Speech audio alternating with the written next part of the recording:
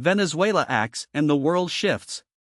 Let me take you back to the morning of January 10, 2024. That's when Nicolas Maduro, in a move that barely registered on most Western news tickers, announced Venezuela's formal annexation of the Essequibo region, a 160,000 square kilometer swath of jungle and oil-rich territory currently administered by Guyana.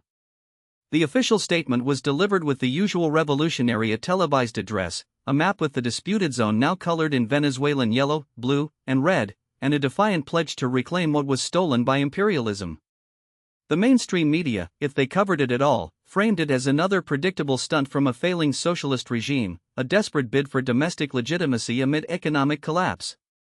The U.S. State Department issued a stern rebuke, Guyana called for international intervention, and the world moved on. But here's what they're not telling: this wasn't just another Latin American border dispute. This was the first major territorial revision in the Western Hemisphere in over a century, and it happened with barely a whisper of the kind of outrage that would have accompanied a similar move by Russia in Ukraine or China in the South China Sea.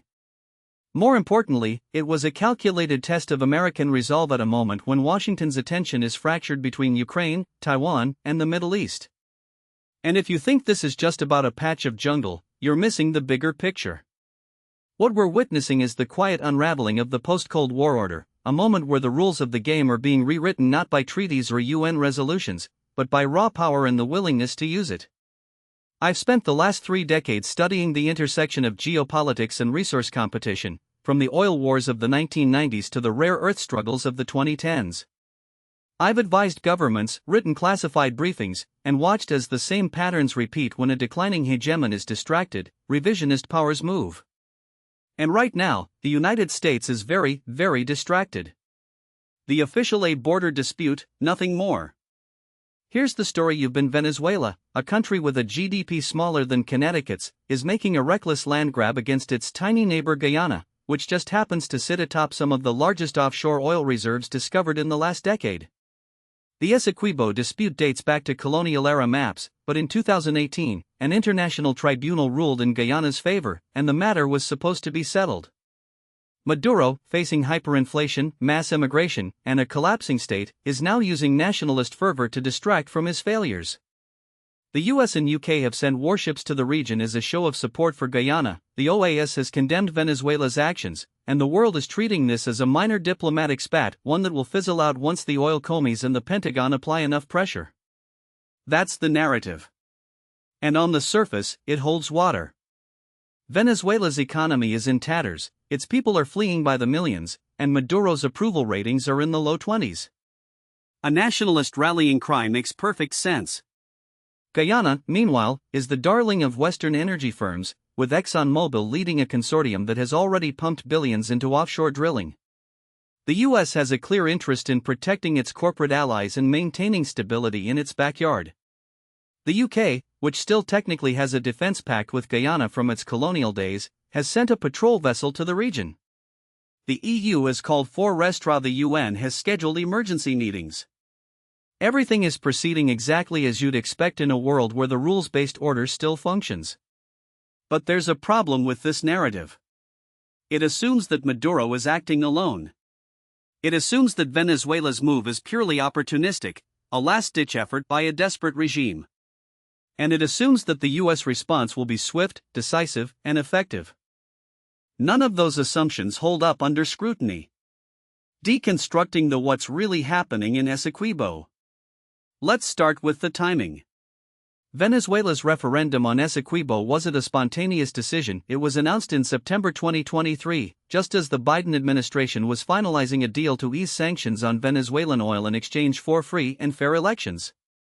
The US had been quietly negotiating with Maduro's government for months, hoping to stabilize global oil markets amid the Ukraine war and reduce reliance on Russian energy. The deal was supposed to be a win. Venezuela gets some economic relief, the US gets a new source of heavy crude, and Maduro gets a veneer of legitimacy. Then, in October, just weeks before the referendum, the US abruptly reimposed some sanctions, citing lack of progress on electoral reforms.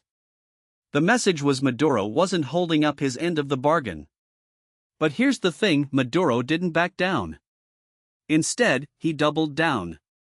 He held the referendum in December, declared Essequibo Venezuelan territory, and began issuing oil licenses to state-owned PDVSA for blocks that overlap with Guyana's offshore concessions. And he did this knowing that the US was in the middle of a presidential election cycle, that Europe was distracted by Ukraine, and that China and Russia were watching closely. Now, why would a regime that relies on oil exports to survive risk a confrontation with the world's superpower? The answer isn't just about domestic politics. It's about leverage. Venezuela's oil reserves are the largest in the world, bigger than Saudi Arabia's. But most of that oil is heavy, sour crude that requires specialized refining, and the US has the only refineries capable of processing it at scale. For years, Venezuela has been selling its oil at a discount to China and India, but those sales are subject to US secondary sanctions. The only way to fully monetize its reserves is to get back into the US market. And the only way to do that is to force Washington to the negotiating table. Maduro's move in Essequibo wasn't just about territory, it was about bargaining power. By creating a crisis, he forced the US to choose between two: either escalate and risk a military confrontation in an election year, or offer concessions to de-escalate. And if you think the US won't blink, remember that this is the same administration that released $6 billion to Iran in exchange for hostages, the same one that's been quietly lifting sanctions on Venezuela for months. Maduro knows how this game is played. But here's where it gets interesting. Venezuela isn't acting alone. And this isn't just about oil. The hidden Russia, China, and the new great game. Let me tell you something that hasn't been reported in the Western in the weeks leading up to Venezuela's annexation announcement. Russian and Chinese officials made multiple high-level visits to Caracas. In November, a delegation from Rosneft, Russia's state-owned oil giant, met with PDVSA executives to discuss energy cooperation. Around the same time, a Chinese military delegation toured Venezuela's new deepwater port at La Guaira, which just happens to be large enough to accommodate Chinese naval vessels. And in December, just days before the referendum, the Russian Foreign Minister, Sergei Lavrov, publicly endorsed Venezuela's claim to Essequibo, calling it a legitimate historical right. Now, why would Russia and China care about a border dispute in South America? The answer lies in the broader struggle for a multipolar world. For the last 3 decades, the US has operated under the assumption that it can maintain global hegemony through a combination of military dominance, economic coercion, and ideological soft power. But that assumption is crumbling. Russia has shattered the post-Cold War security architecture in Europe. China is building a parallel financial system to bypass the dollar. And in the global south, countries are increasingly refusing to pick sides, instead playing the great powers off each other for their own benefit. Venezuela is a perfect example of this new dynamic. It's not just a client state of Russia or China, it's a swing state in the emerging multipolar order. And by moving on Essequibo, Maduro is sending in if the US won't give Venezuela a seat at the table, it will create its own table. Let's look at the 1. Russia's role. Moscow has been Venezuela's primary military patron for over a decade, supplying arms, advisors, and even nuclear technology. But more importantly, Russia has been using Venezuela as a forward operating base in the Western Hemisphere. In 2022, Russian bombers conducted joint exercises with the Venezuelan Air Force, simulating strikes on targets in the Caribbean. In 2023, Russia deployed a naval task force to the region, including a nuclear-capable submarine. And in January 2024, just days after the Essequibo announcement, Russia announced plans to open a new military logistics hub in Venezuela, its first in the Americas since the Cold War. Now, why would Russia care about a border dispute in Guyana? Because it's not about Guyana. It's about testing U.S. resolve. If the US does nothing while Venezuela seizes territory, it sends a signal to every other revisionist the Monroe Doctrine is dead. And if the US does respond militarily, it risks opening a second front in its global competition with Russia, one that would stretch its already overstretched military even thinner. 2. China's play. Beijing has been Venezuela's largest creditor for years, loaning over $60 billion since 2007 in exchange for oil. But China's interest in Venezuela goes beyond economics. It's about denial. The US has spent the last decade trying to contain China's rise by cutting off its access to critical resources, first rare earths, then semiconductors, now oil. But Venezuela offers China a way to bypass that containment. If China can secure long-term oil supplies from Venezuela, it reduces its dependence on the Middle East, where U.S. naval power dominates. And if Venezuela can successfully challenge U.S. influence in its own backyard, it creates a model for other countries to follow. Here's the China has already quietly endorsed Venezuela's claim to Essequibo. In a statement last month, the Chinese Foreign Ministry called for a peaceful resolution through dialogue, which, in diplomatic speak, is code for "we don't oppose Venezuela's position." And in private, Chinese officials have made it clear to their U.S. counterparts that they see Essequibo as a bilateral issue, meaning they won't support any UN or OAS resolutions condemning Venezuela. 3. The Iran factor. This is the part that almost no one is talking about. In 2023, Iran and Venezuela signed a 20-year cooperation agreement, including joint military exercises and intelligence sharing. Iran has also been helping Venezuela evade U.S. sanctions by providing oil for gold swaps and even drones.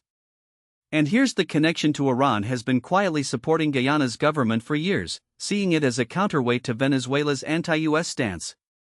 If Venezuela moves militarily against Guyana, Iran could respond by escalating its support for proxy groups in the region, something the U.S. can ill afford with its focus on the Middle East. So when we step back and look at the bigger picture, what we're seeing isn't just a border dispute. It's a coordinated challenge to U.S. dominance in the Western Hemisphere, one that involves Russia, China, and Iran, three of America's most formidable adversaries. The geopolitical why this matters more than Ukraine. Now, let me be, I'm not saying that Essequibo is more important than Ukraine. But I am saying that it's more dangerous because it's happening in America's backyard, at a time when the U.S. is already overcommitted, and because it represents a fundamental shift in the global balance of power. For the last 30 years, the U.S. has operated under the assumption that it can project power anywhere in the world without consequence. The Gulf War, Kosovo, Iraq, Libya, these were all wars of choice, fought in places where the U.S. faced no real strategic threat. But that era is over. The world is no longer unipolar. It's multipolar, and the rules have changed. Here's the U.S. is now in a three-front competition with Russia, China, and Iran. And unlike during the Cold War, when the U.S. had clear allies and clear red lines, today's great power competition is asymmetric. Russia is using nuclear blackmail in Europe. China is using economic coercion in Asia. And Iran is using proxy warfare in the Middle East. The U.S. is trying to counter all three at once, and it's losing. Venezuela's move in Essequibo is a perfect example of this new reality. It's not a direct challenge to U.S. power, it's a test. A test of whether the U.S. is still willing to enforce its red lines. A test of whether the Monroe Doctrine still means anything. And most importantly, a test of whether the U.S. is still capable of deterring aggression in its own hemisphere. And here's the scary: the U.S. is failing that test.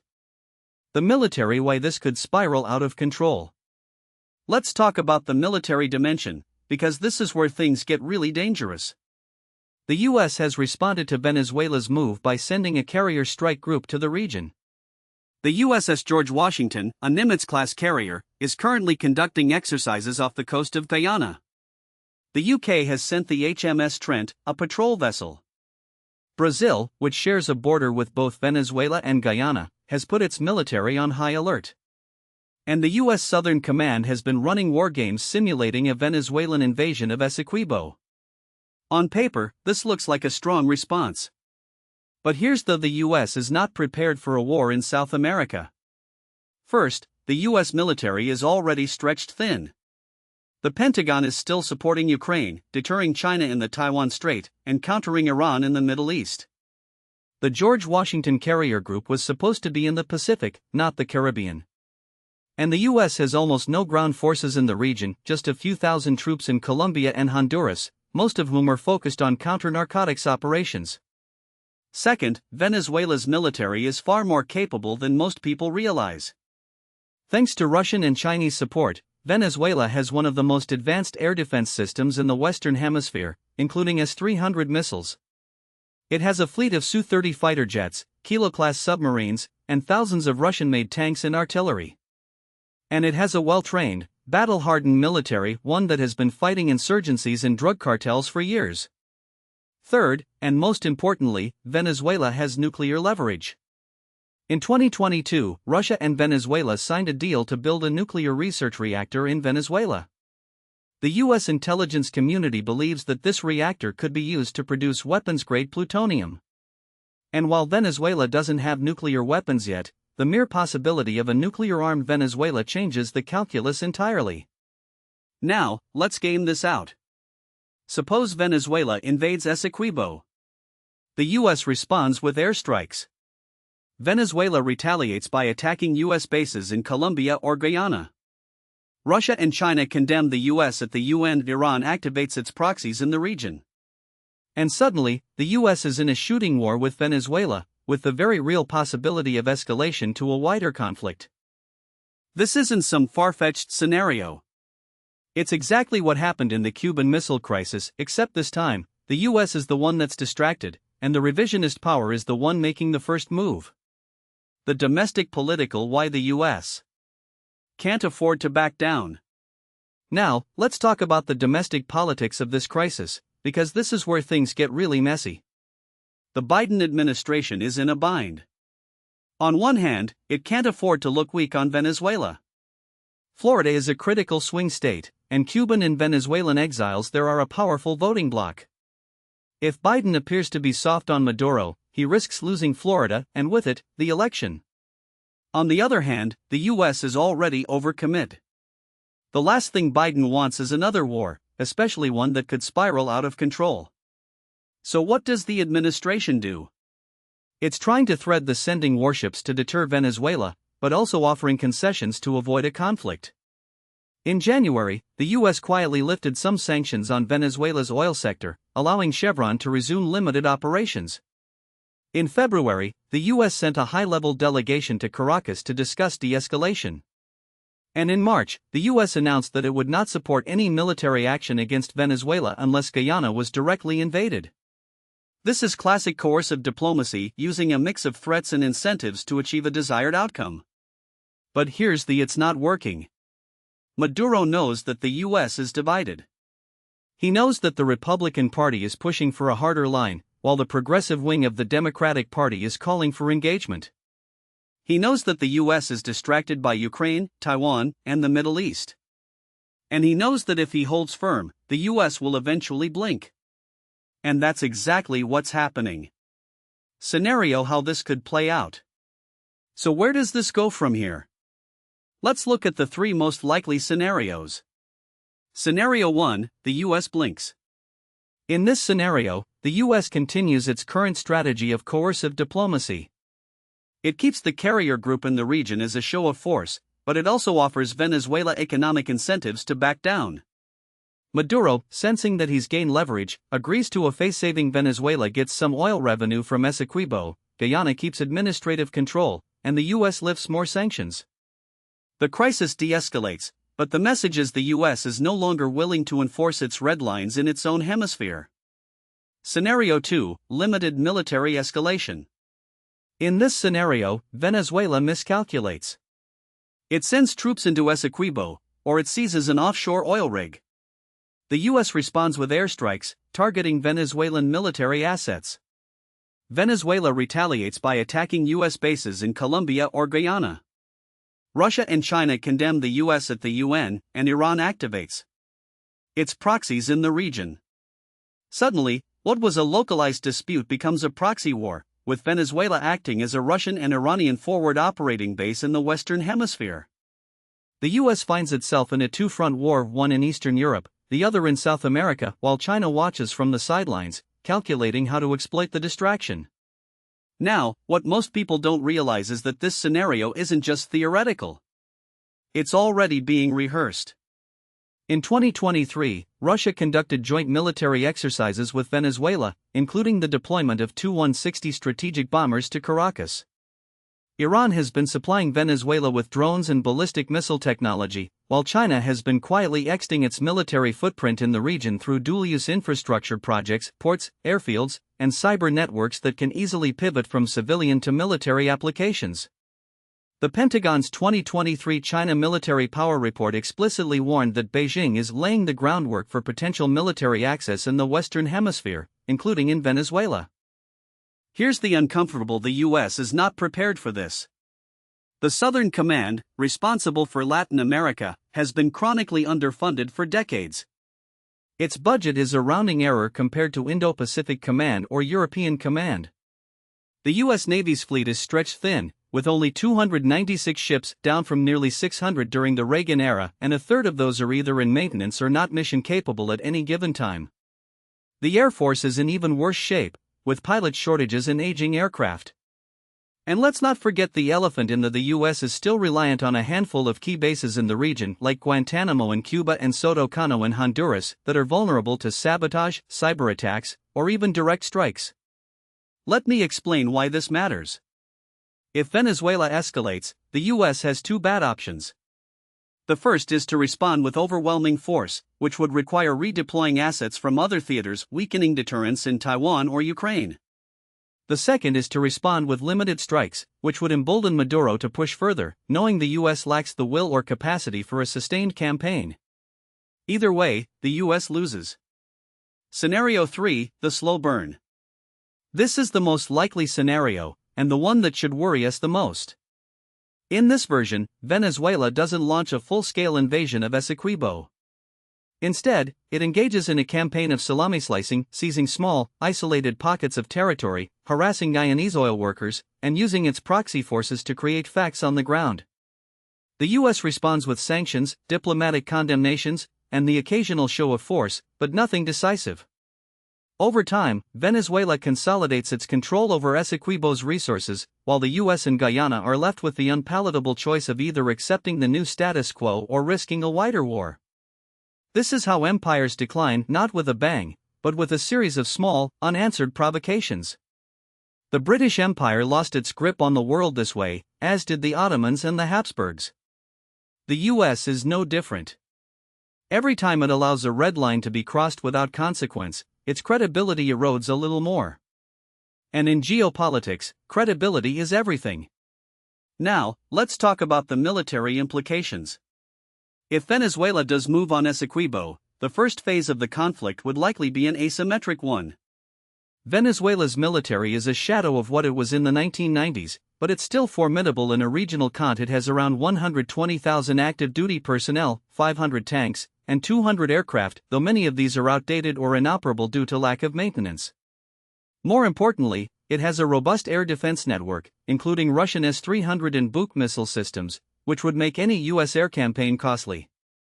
Venezuela also has a significant arsenal of short-range ballistic missiles, like the Russian Iskanderi, which could target U.S. bases in Colombia or Guyana.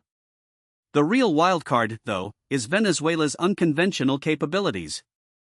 Maduro has spent years cultivating relationships with non-state actors, including the FARC dissidents in Colombia, Hezbollah cells in the tri-border area of Argentina, Brazil, and Paraguay, and even Russian Wagner Group mercenaries. These groups could be activated to conduct sabotage, cyber attacks, or even terrorist strikes against U.S. interests in the region. Imagine a scenario where a U.S. oil tanker is attacked in the Caribbean, or a power grid in Colombia is knocked offline by a cyber attack. The U.S. would be forced to respond, but to whom? Venezuela would deny involvement, and the U.S. would be left chasing ghosts. Here's where things get really dangerous. If the U.S. does decide to strike Venezuela, it would likely do so from its bases in Colombia and Guyana. But Colombia is a fragile democracy with a history of civil conflict, and its government is deeply divided over its relationship with the U.S. In 2022, Colombia elected Gustavo Petro, a leftist president who has called for a peaceful coexistence with Venezuela and has criticized U.S. military presence in the region. If the U.S. starts launching airstrikes from Colombian soil, Petro could withdraw permission, forcing the U.S. to operate from more distant bases or worse, to escalate the conflict to maintain access.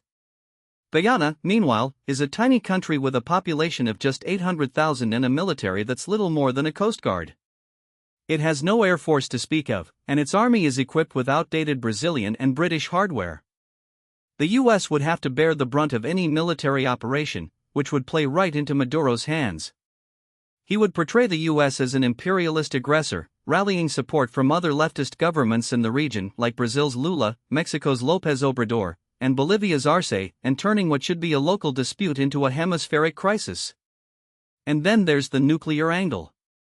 No, Venezuela doesn't have nuclear weapons, but its allies do. Russia has already threatened to deploy nuclear-capable bombers to Venezuela in response to U.S. actions in Ukraine.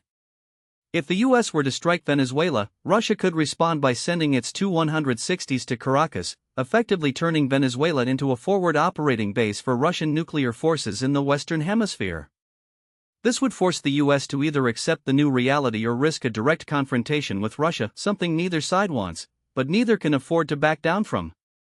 Let me be, I'm not saying war is inevitable.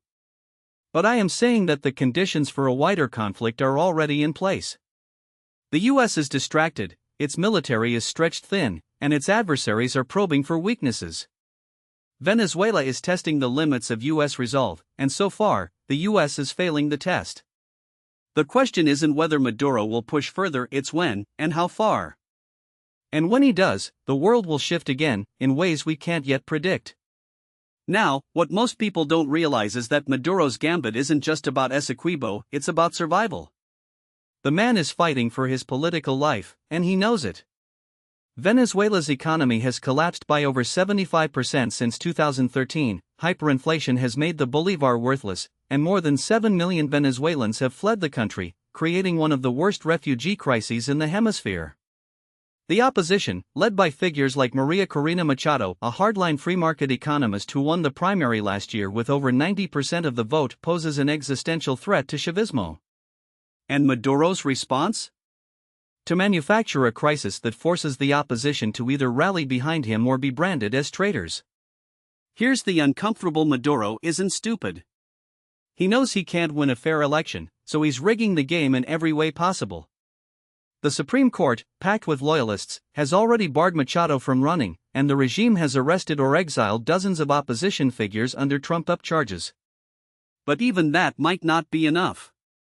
The Venezuelan people are exhausted, angry, and increasingly desperate. The only thing keeping Maduro in power at this point is the military, and even that support is fraying. Let me explain why this matters. The Venezuelan military is not a monolith. There are factions within the armed forces, and Maduro has spent years purging dissenters, promoting loyalists, and ensuring that the top brass are either ideologically committed or financially dependent on the regime. But the lower ranks? The mid-level officers? They're not immune to the same economic pressures as the rest of the country. A lieutenant colonel making the equivalent of $10 a month is not going to die for a regime that can't even keep the lights on. And that's where the Essequibo play comes in. By escalating tensions with Guyana, Maduro is doing two things. First, he's creating a rally around the flag effect, forcing the opposition to either support his nationalist posturing or risk being labeled as sellouts. Second, he's giving the military a mission, one that justifies their continued loyalty. If the military is focused on defending Venezuela's territorial integrity, they're less likely to turn on the regime. It's classic diversionary war theory, and it's worked before. Remember 1982, when Argentina's junta invaded the Falklands to distract from economic collapse and domestic unrest? The parallels aren't perfect, but the logic is the same. Now, the establishment narrative in Washington is that Maduro is a paper tiger, that his military is a hollow force, and that a little pressure will make him crumble. But that's dangerously naive. The Venezuelan military may be poorly equipped and demoralized, but it's still a formidable force by regional standards. It has over 120,000 active duty personnel, a fleet of Russian-made Sukhoi fighters, and a stockpile of Chinese and Iranian drones. More importantly, it has experience in asymmetric warfare, something the U.S. military, with its focus on high-tech conventional war, often underestimates. And let's not forget the colectivos, the armed civilian militias that act as Maduro's enforcers. These groups, which number in the tens of thousands, are the regime's insurance policy. They're the ones who will crack down on protests, intimidate opposition figures, and ensure that any coup attempt is met with violence. The colectivos are not a traditional military force, but they don't need to be. Their job is to make sure that any challenge to Maduro's rule is met with chaos, not a clean transition. So what happens next? The most likely scenario is that Maduro will continue to escalate, but in a controlled way. He'll hold his referendum, declare victory, and then use the results to justify further actions, perhaps a naval blockade of Guyana's offshore oil fields, or the establishment of a military base in Essequibo. He won't invade outright, because that would risk a direct confrontation with the US. But he'll keep pushing, testing how far he can go before the US is forced to respond. And that's where things get really dangerous. Because the US is not in a position to respond effectively. The Biden administration is already stretched thin, dealing with Ukraine, the Middle East, and China. The last thing it wants is another crisis in its backyard, especially one that could spiral into a proxy war with Russia or Iran. So instead of a decisive response, we'll likely see a mix of sanctions, diplomatic pressure, and half-hearted military posturing, none of which will deter Maduro, but all of which will embolden him. The worst-case scenario? Maduro miscalculates. He assumes the US won't respond, pushes too far, and triggers a military confrontation. Or, just as bad, the US overreacts, launching airstrikes or deploying troops, and turns Venezuela into a quagmire. Either way, the result is a prolonged crisis that destabilizes the region, strengthens Maduro's grip on power, and gives Russia, China, and Iran a foothold in the Western Hemisphere. But there's another possibility, one that most analysts aren't considering. What if Maduro's escalation is a prelude to a deal? Not with Guyana, but with the US. The Biden administration has already signaled that it's open to negotiations, offering to ease sanctions in exchange for free and fair elections. Maduro, for his part, has shown a willingness to talk when it suits him. He's played this game before, using negotiations as a way to buy time and divide his opponents. So here's my Maduro will keep the pressure on Guyana, but he'll also leave the door open for talks with the US. He'll demand concessions, sanctions relief, recognition of his government, perhaps even a guarantee that he won't be prosecuted for human rights abuses. And the US, desperate to avoid another crisis, will give him just enough to claim victory. The result? A temporary de-escalation, but no real resolution. Maduro will stay in power, the opposition will be further weakened, and the cycle of crisis will continue. The real losers in all of this? The Venezuelan people. They'll be the ones left to suffer under a regime that has no interest in reform, no capacity for economic recovery, and no intention of giving up power. And the world? It will have shifted again, just not in the way anyone expected. Because in the end, Maduro's real victory won't be Essequibo. It will be proving that in today's geopolitical landscape, even the weakest actors can punch above their weight if they're willing to take the risks. Now, what most people don't realize is that this isn't just about Venezuela, it's about the unraveling of the post-Cold War order in the Western Hemisphere. For decades, the US treated Latin America as its backyard, a sphere of influence where it could intervene, impose sanctions, or ignore crises at will. But that era is ending, and Maduro is one of the first to realize it. He's not just testing Guyana, he's testing Washington's willingness to enforce its red lines in a world where China, Russia, and Iran are no longer content to play by American rules. Let me explain why this matters beyond the immediate crisis. The US has spent the last 30 years fighting wars in the Middle East, pivoting to Asia, and treating Latin America as an afterthought.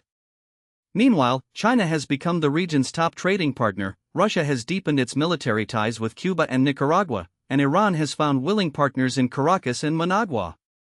The Monroe Doctrine is dead, but Washington hasn't gotten the memo. Maduro knows this. He knows that the US is stretched thin, politically divided, and increasingly reluctant to use military force. So he's pushing, probing, seeing how far he can go before someone pushes back. Here's the uncomfortable: the US has no good options here. Military intervention is off the table, no one in Washington wants another Iraq, and the American public is in no mood for another foreign entanglement. Sanctions? They've been in place for years, and all they've done is impoverish the Venezuelan people while enriching the regime's cronies. Diplomacy? Maduro has spent the last decade playing the US like a fiddle, using negotiations to buy time and divide his opponents. The Biden administration's offer to ease sanctions in exchange for free elections is a classic case of wishful thinking.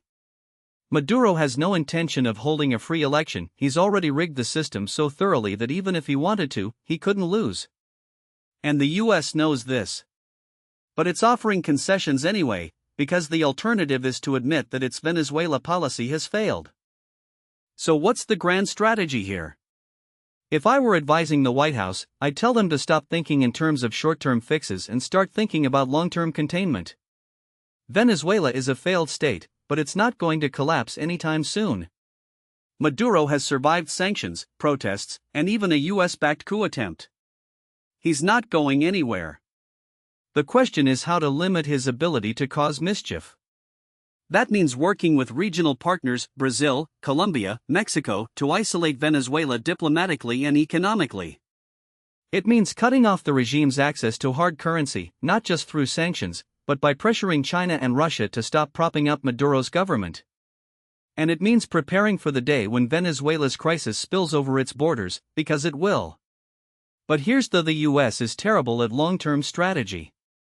It's always looking for the quick fix, the silver bullet, the deal that will make the problem go away. That's why it keeps getting played by Maduro. The regime knows that the US is desperate for a win, so it strings Washington along with promises of negotiations, only to renege at the last minute. The Biden administration fell for this in 2021, when it lifted some sanctions in exchange for Maduro's promise to hold talks with the opposition. Those talks went nowhere, and the sanctions were reimposed, but not before Maduro had bought himself another year in power. Now, the administration is at it again, offering to ease sanctions if Maduro holds free elections.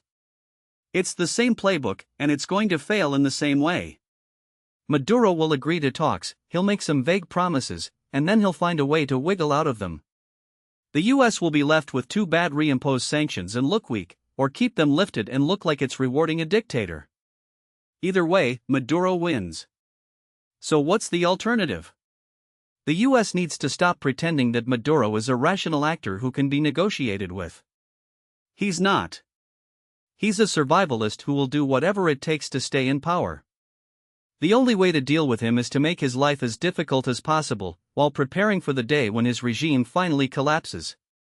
That means working with the opposition to build a credible alternative, supporting civil society groups that can document the regime's abuses, and making it clear to Maduro's inner circle that there will be consequences for their actions.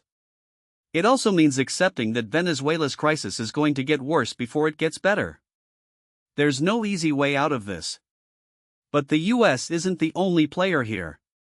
China, Russia, and Iran all have a stake in Venezuela's survival, and they're not going to sit idly by while the US tries to contain Maduro. China, in particular, has a lot to lose. It's invested billions in Venezuela's oil sector, and it's not about to walk away from that investment. Russia, meanwhile, sees Venezuela as a way to poke the US in its own backyard. And Iran? It's using Venezuela as a base for its proxy networks, a way to project power into the Western Hemisphere. This is the new geopolitical, a multipolar world where the US is no longer the sole superpower, and where even small, weak states like Venezuela can punch above their weight. Maduro understands this. He knows that he's not just fighting Guyana or the US, he's fighting for a new world order, one where the rules are written by the strong, not the righteous. And that's the real shift here. It's not just about Essequibo or oil or sanctions. It's about the end of American hegemony in Latin America, and the rise of a new, more chaotic order. The question is whether the US is prepared to adapt, or whether it will keep clinging to the old playbook, even as the world changes around it. For the Venezuelan people, the outlook is grim. They're trapped in a country where the economy has collapsed, the government is a criminal enterprise, and the opposition is divided and weak. The international community has failed them, and their own leaders have betrayed them. The best they can hope for is that the regime's inevitable collapse comes sooner rather than later. But even then, the road to recovery will be long and painful. As for the rest of us, we'd better get used to this new normal. Because Venezuela isn't an outlier, it's a preview of what's to come. In a world where power is diffusing, where alliances are shifting, and where the old rules no longer apply, even the weakest actors can shape the course of history. Maduro has shown us that. The question is whether we're paying attention.